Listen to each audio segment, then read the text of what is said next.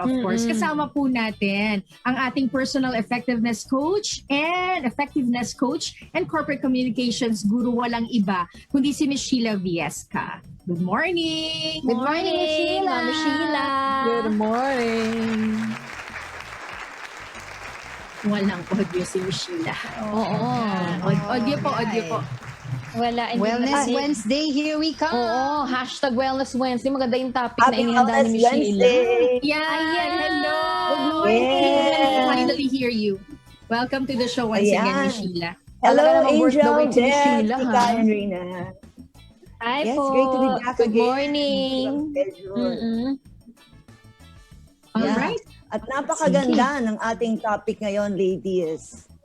Eliminating our toxic tendencies and behavior. Kasi we always talk about how to safeguard ourselves when when we are surrounded or in the midst of toxic individuals or toxic situations. And usually, it's very difficult to recognize and even accept, especially accept, na tayo rin may certain levels of toxicity na that others may be knowledgeable about, but we're not. Hindi tayo aware. So paano natin ma-identify? Tulad nga, sabi mo, Miss Sheila, hindi tayo aware, di ba? So how can we identify na sometime, di ba, at one point in time na nagiging toxic din tayo for others? Yeah. Well, it's usually with the help of people we are in a relationship with. Kasi normally kung walang magsasabi sa'yo, we're the last to know. If we're lucky enough to even get to know kung ano yung toxic behaviors natin. Yes. So be able to listen to the people you love, especially your significant other na lagi mong kasama. At kung recurring naman yung mga feedback nila about certain tendencies that you have that can be harmful to them, then it could be time to work on it. Sometimes the intervention can come in the form of therapy. Minsan naman talagang kailangan mo lang i-channel yung energy mo or look for other creative outlets para mas maging productive ka at mas maging mindful ka when those tendencies happen. And of course, kailangan ma-identify natin na yung toxicity in anyone or within ourselves are problems that are never truly solved overnight. Hindi pwedeng nalaman mo lang, pwede mo nang i-cure. Because the toxic behavior or tendencies develop over time. History. May mga pinagdaanan tayo, may mga periods of neglect na hindi natin akalain, may mga tendencies pala tayo na ginagawa pa ulit-ulit until nagkaroon na ng muscle memory, they become part of our system or our responses. Naging behavior. So, ano mga behavior yun? Yung nakikita natin sa iba na malamang sa hindi naman natin alam na ginagawa rin pala natin. So, unang-una, yung tendency to be manipulative. So, ito yung, we see this in other people again, and fail to recognize na may tendency rin tayo na i-manipulate yung mga people in our relationships in order to accomplish what we want to happen. So kung usually one-sided yung terms mo, then it's time to have that conversation with people who get affected. Yung pangalawa, ito na-recognize natin to sa pakikipag-usap natin, lalo na sa mga kaibigan, mga malalapit, pag wala tayong barrier, our tendency to be judgmental. So, of course, we have our comments on things, and it's good to call a spade. Pero kung yan palagi, ang line of communication natin or conversation natin, and it's always about other people affecting us, it's always about other people being detrimental to us, and hindi tayo accountable kung ano yung nangyayari, then siguro bawasan natin yung ganyang line of conversation and thinking. Karugtong nun is not being able to take responsibility for what we are feeling. Siyempre, ikaw yung nakakaramdam kung ano yung mali. But once you do, and you pass the blame onto another person at hindi mo dinidiscount mo kung ano yung role mo, naging role mo din sa problema, then that is also one red flag. Isa pang pwede mong i-monitor. Nahihirapan ka bang mag-apologize pag kasalanan mo? Ikaw ba yung taong medyo nagkakaroon ka ng tendency? Oo, ma-pride. And therefore, to have that kind of victim status claim. Kasi yun yung nangyayari. Hindi ako yung may kasalanan, sila may kasalanan, ako yung nabiktima. Diba? That's a common that's a common spiel among those with victim mentality. And you will notice that it is not you, because also there's that inconsistent tendency, yung mga behaviors mo, yung perspectives mo. Minsan bigla kang nagugulat, nako, bakit ko nasabi yun, ba't ko di ginawa yun? So it's not consistent with how you know yourself. And okay, so may mga mga magkakarugtong na cues kung paano mo malalaman na medyo may pagka-toxic na yung behavior mo. So it's based on other people's response to you, kasi you make them defensive pagkausap kanila. You make them want to prove themselves to you. And minsan, lumalayo na sila. You no longer find yourself in a caring, supportive environment because you're not able to provide that. Yes.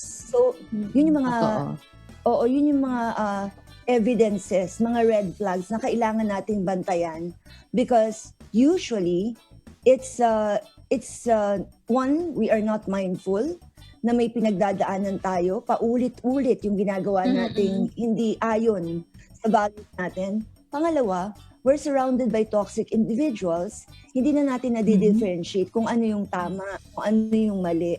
Kasi we're so used, we've gotten so immune to toxic behaviors.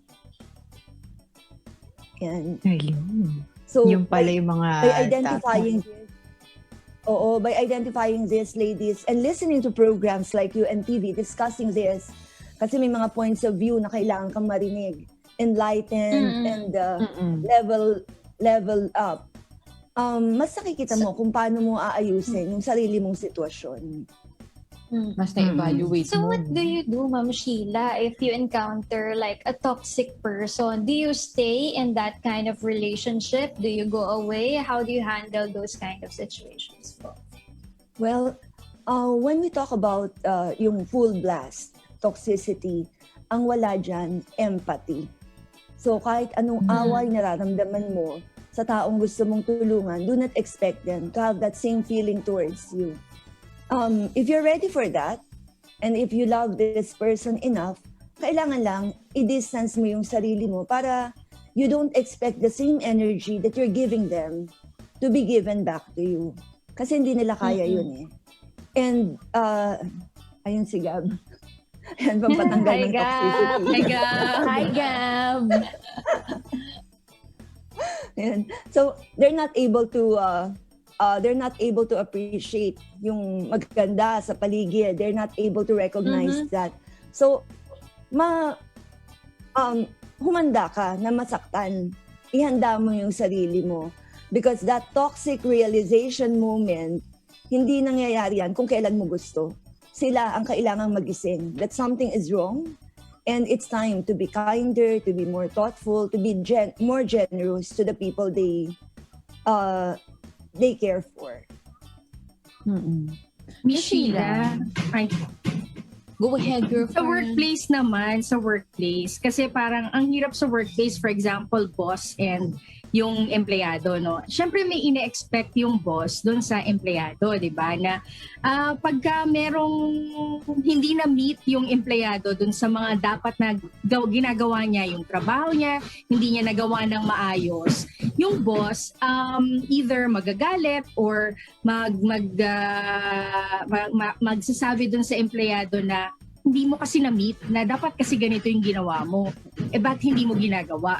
So, ang toxic ba doon? Tapos mararamdaman ng empleyado, ang toxic naman ng boss ko. But in reality, ikaw yung hindi ikaw yung hindi nakakagawa ng trabaho mo.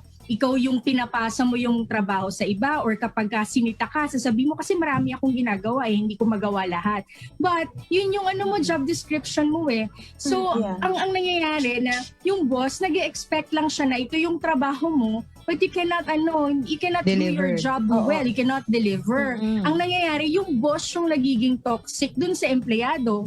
Tama ba yun? Ganun ba? Yes. Dapat ba ma-feel nung boss? For example, I'm the boss. Dapat ba ma-feel ko na ang toxic ko ba sa kanya? Pero di ba ang hinihingi ko lang naman yung dapat ginagawa niya? Yeah, that's a very sensible point, Beta. That toxicity in the workplace or toxic behavior becomes an excuse for incompetence or inefficiency. So hindi dapat, definitely. Pero ang babantayan mo dito, yung consistency ng situation. Kasi it's natural, as you mentioned na may mga expectations. Dapat may expectations talaga from an employee and from an employer likewise. And discussions, arguments are normal. Siyempre may mga rough patches. Hindi laging bed of roses. Lalo na extraordinary times, extraordinary expectations. Oo. Pero yung toxic relationship, you can determine that kung may consistency dun sa draining tendency of that relationship. Ano ba yung nangyayari? Lagi bang nagsisigawan? May resentment ba? Are you not happy in that situation? And in the long run, are you not becoming a better person? Kasi yun yung litmus test mo eh. If you're not happy most of the time, if you're not getting better, and if you're not being productive, then most likely it's not the right place for you. And the toxicity is getting to you already. Kung hindi mo kayang i-resolve yan, and you're not able to be the better person to take the high road, i-distansya mo na. Because that's our option sa trabaho. Definitely, in our personal setting, sa mga pamilya natin, hindi pwedeng ganun ang attitude natin, di ba? Yes. We cannot just Wala turn kang our choice. back and move on. Correct. Oo. Patay. First Totoo na. Totoo. Hindi pwede, di ba? Totoo. May Sheila, ako naman may tanong ako, Yeah. Dito sa ating Wellness Wednesdays, we always talk about yung kahalagahan ng communication. Pero what if communication results to more toxicity? Parang toxicity in both parties. Ano yung dapat na gawin kapag ganun? Yeah. So, diyan na pumapasok yung intervention. Kasi if the toxicity in the relationship is eating you up, may persistent unhappiness eh. Things that normally would normally bring you joy are already making you feel sad, angry, minsan anxious. So, resign ka na ayaw mo na, hindi mo na kayang lumaban. And no amount of communication will help you. Kasi pareho kayong affected eh. So in order for that negative shift to happen in your mindset, in your emotional conditioning, kailangan nyo na ng intervention from people who care or people who know better para naman ma-level up unang-una yung self-esteem mo. Kasi pag maganda yung pakiramdam mo sa sarili mo, then your communication style will also be uplifted. And you can talk productively about your concerns with your significant other.